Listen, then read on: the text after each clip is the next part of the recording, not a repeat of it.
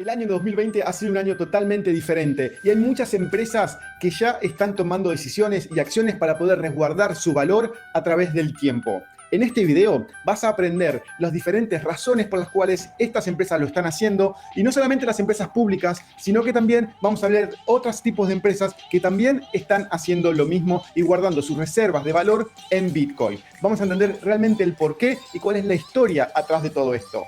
Y al final te voy a dar mis comentarios. Comencemos de una vez.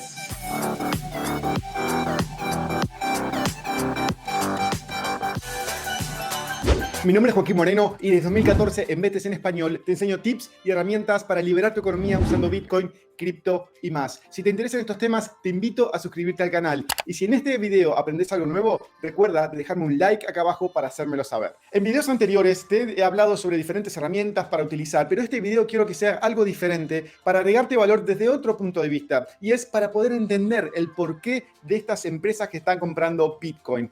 Hace ya algunas semanas hice una investigación sobre las 23 empresas públicas que están comprando Bitcoins. Me leí cada uno de sus statements o de sus reportes y estuve investigando el por qué estas empresas están comprando Bitcoins. Vamos a ver esos detalles a continuación. Y no solamente eso, sino que vamos a empezar a ver por qué hay muchos inversores que también están viendo Bitcoin como un refugio de valor ante la inminente inflación que vamos a tener en los próximos meses. La presentación que vamos a ver en este video es una presentación que preparé para el Blockchain Summit Latam, que se hizo a principios de noviembre y que le gustó a muchas personas y me han contactado, e hice esa presentación varias veces en diferentes medios. Ahora lo que quiero es mostrarte esta presentación y darte todos mis comentarios sobre por qué estas empresas están comprando Bitcoin. Comencemos de una vez. Para entender esto, me parece muy interesante traerte una historia que tiene mucho que ver con lo que está pasando en este momento. Y esa historia es una historia que comenzó allá por 1948, en el cual se creó la Fuerza Aérea de los Estados Unidos. En ese momento, la Fuerza Aérea se creó y necesitaban ver cuáles eran las fuerzas gravitacionales que el cuerpo humano necesitaba o podía alcanzar y soportar. Para esto, lo que hicieron fue crear un trineo sobre unos rieles de unas vías de tren con un cohete en la parte de atrás. Y aquí podemos ver en la imagen, a continuación, podemos ver una imagen de ese trineo.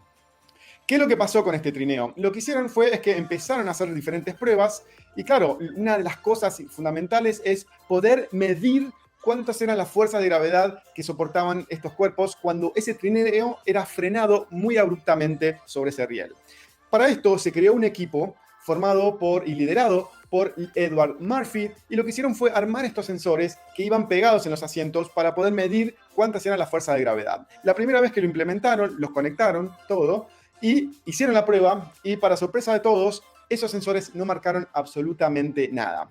Y para esto, naturalmente, Edward Murphy, que era el líder de ese equipo, tenía un enojo muy fuerte, y lo que le dijo al técnico que les instaló es: si había algo que tendría que salir mal, efectivamente salió mal. Y para esto, a medida que se fue utilizando por otros amigos y parte del equipo, y esa frase famosa de Murphy migró a lo que llamamos hoy en día esto, de que si hay algo que puede salir mal, va a salir mal. Y es la famosa ley de Murphy. Esa es la historia por la cual se cree la ley de Murphy. Ahora bien, para muchos de nosotros, naturalmente, el 2020 ha sido un año en el cual muchísimas cosas salieron mal y muchísimas cosas salieron que eran totalmente inesperadas. Hasta incluso algunos están esperando que lleguen los extraterrestres y querer invadirnos.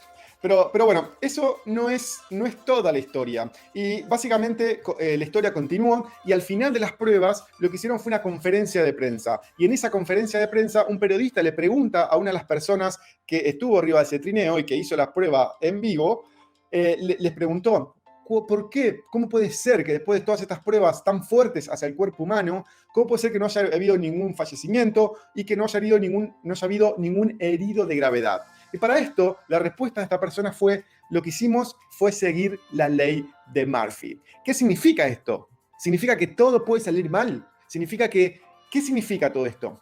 Bueno, una lectura de la ley de Murphy, la lectura más positiva de todo esto, es que tenemos que prepararnos para cualquier imprevisto y planificar.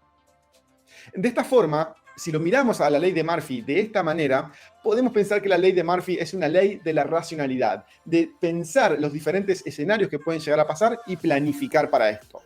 Ahora bien, vos que te preguntarás, ¿qué tiene que ver esto con Bitcoin? ¿Qué tiene que ver con este tema? Bueno, dame unos minutos que ahora vas a saber por qué estamos hablando de este tema. Ahora bien, ahora lo que podemos hacer es pasar al mundo Bitcoin y lo que vemos es que hace algunas semanas, puntualmente el 15 de septiembre, lo vemos a Michael Saylor, que es el CEO de la compañía MicroStrategy, que declara de que la compañía compró 425 millones de dólares en Bitcoin. Una locura para lo que era hasta ese momento, ¿no? Entonces, pero ¿por qué está pasando esto? ¿Cuál es la racionalidad a través de esto? Y lo importante es entender que no es tan solo, que no solamente MicroStrategy compró Bitcoin, sino que según el sitio web bitcointreasuries.org, podemos ver aquí que tenemos 23 empresas públicas que han declarado que tienen Bitcoins. Aquí podemos ver diferentes tipos de compañías. Y si vamos a hacer un detalle, un análisis un poquitito más profundo, podemos ver que de todo este listado, vemos que solamente MicroStrategy y Square son las únicas en las cuales el negocio de esa compañía no es Bitcoin. Y un detalle en particular, aquí podemos ver que tenemos 23 organizaciones que han declarado Bitcoin y en total tienen más de 824.000 Bitcoins, que equivale a poco más del 4% de Bitcoins. Te doy un comentario. Hace un mes atrás, que estuve haciendo los primeros análisis, estos números eran mucho menores. Y ahora estamos viendo que ya ha aumentado. Por lo cual, esto es algo en constante dinamismo. Y naturalmente, cuando veas este video y sea mucho más posterior a la publicación, probablemente los números hayan cambiado. Por lo cual, te invito a que visites bitcointreasuries.org para que tengas un valor actualizado. Entonces, si hacemos un análisis de estas 23 compañías que vemos aquí, podemos ver que solamente estas dos están, su core, su negocio no es Bitcoin. Estamos hablando de MicroStrategy y de Square. Ahora bien, si vamos y vemos la declaración de Square, Square lo que nos dice es que han comprado 1% de sus activos, que es aproximadamente 500 millones de dólares, en Bitcoin.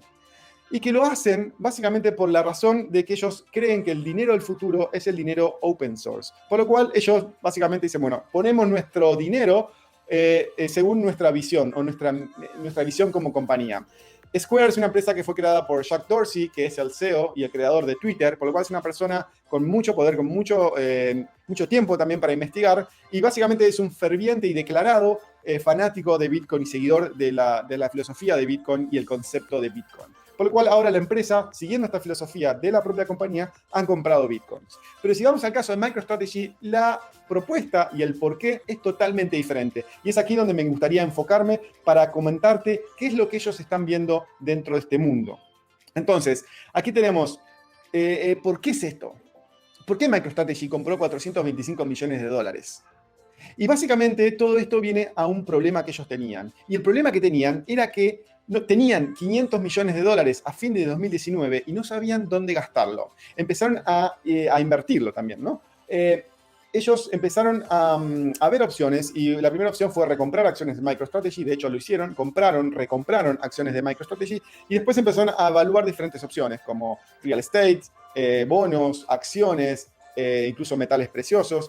Y un amigo de Michael Saylor le dijo, bueno, quizás, ¿por qué no investigás más sobre Bitcoin? Y esta persona, Michael Saylor, es una persona que estudió para ser ingeniero aeroespacial, estudió también para volar jets, es una persona muy, muy capaz y muy racional. Entonces, para él empezó a investigar mucho más, empezó a ver las diferentes opciones, y en marzo empieza a ver que el gobierno de los Estados Unidos empieza a publicar que está emitiendo mucho más dinero. Vamos a entrarnos mucho más en detalle con eso. Pero entonces, el problema que tenían era esto.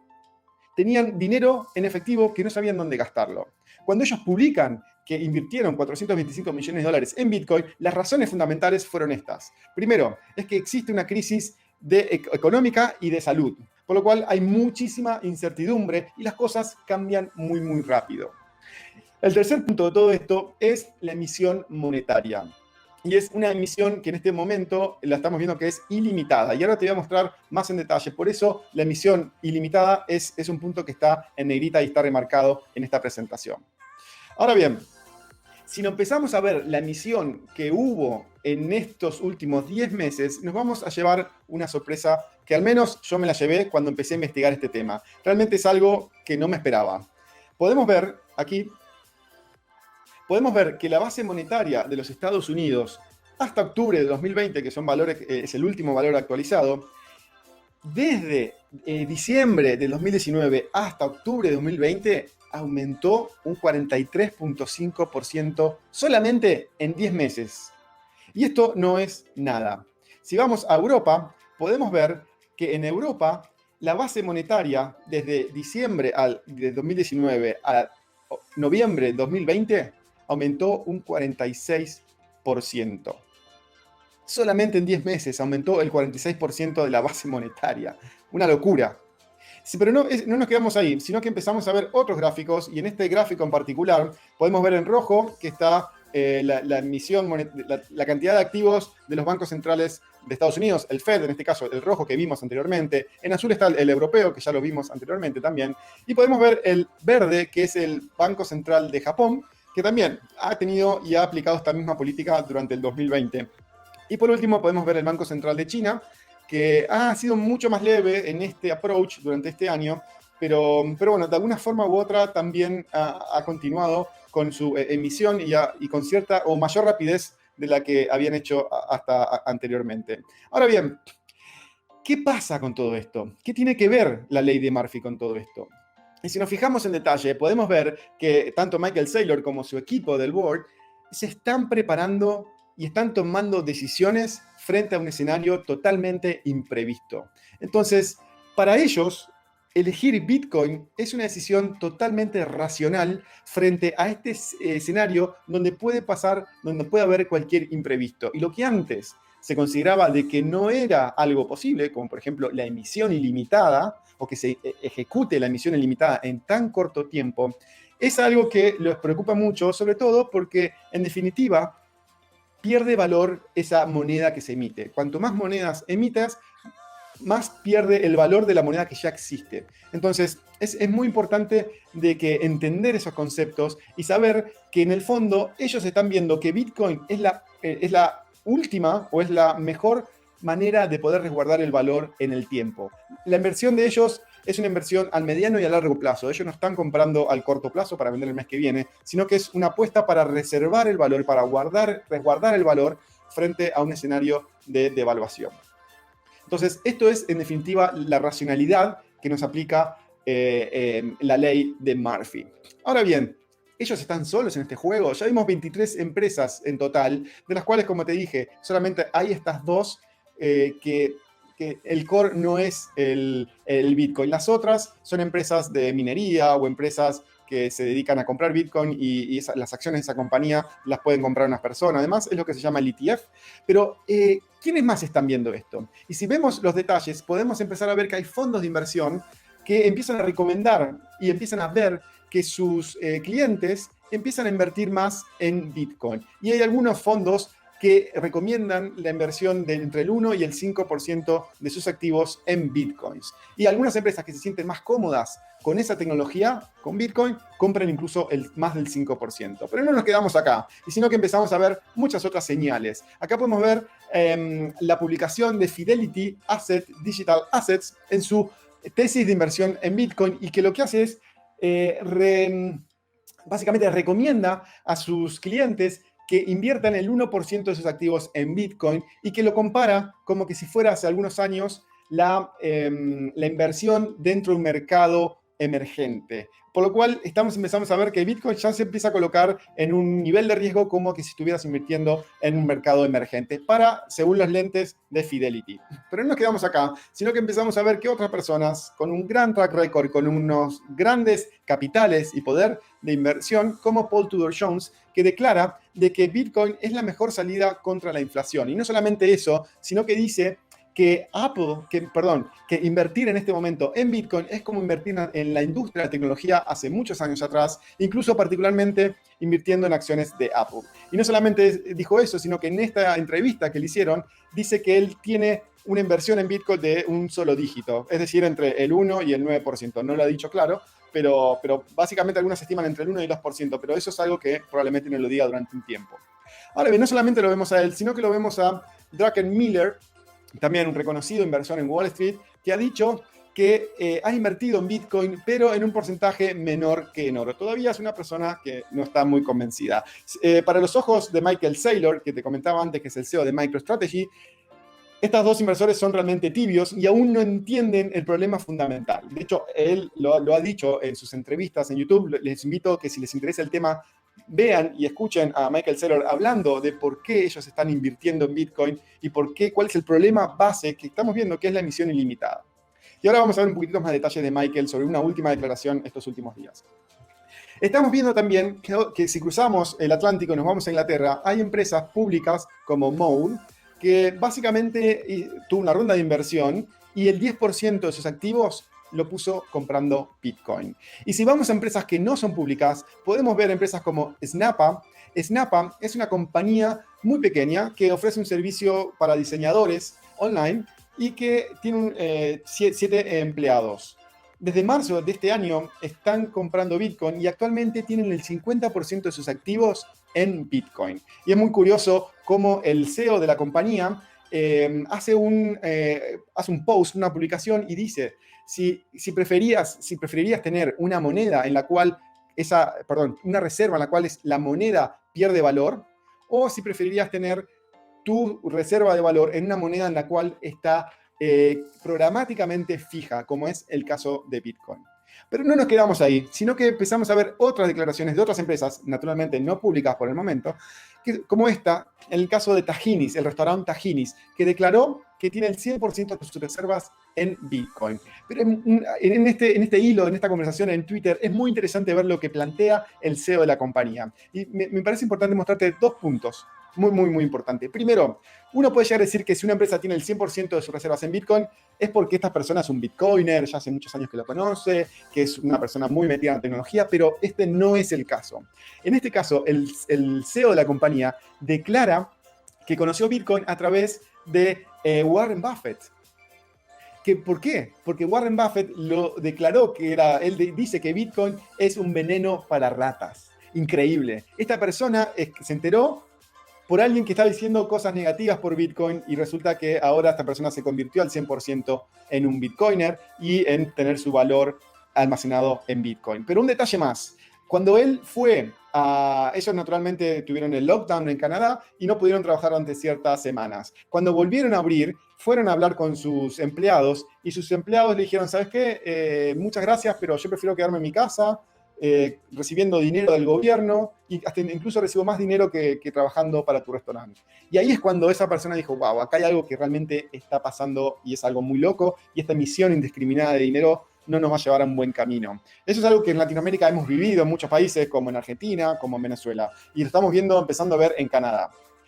Bien, ¿recuerdan a Michael Saylor que les hablé, que dijo el 15 de septiembre de que invirtió 425 millones de dólares? Bueno, hace algunos días, el 18 de noviembre, tan solo hace 10 días, puso un tweet declarando de que ya no tiene más inversiones en ningún otro activo que no sea Bitcoin. Esta persona realmente está muy, muy comprometida y ha tomado una decisión muy fuerte respecto a Bitcoin. No quiere más bonos, no quiere más real estate, no quiere más oro, nada. 100% en Bitcoin. Ahora, es interesante ver esta historia de él. Y hay una entrevista que le hace Dan Held hace algunas semanas. Y Dan es un Bitcoiner que tuvo la posibilidad de compartir una cena con él en Buenos Aires hace ya algunos años, pero básicamente Dan es un Bitcoiner de hace muchísimo tiempo, pero Dan le hace una pregunta y le dice, mira, yo conozco gente que quizás tiene muchos Bitcoins, pero no conozco a nadie que haya comprado tanta cantidad de Bitcoins a $9.800, que era el precio en el cual él compró los Bitcoins. La empresa compró los Bitcoins.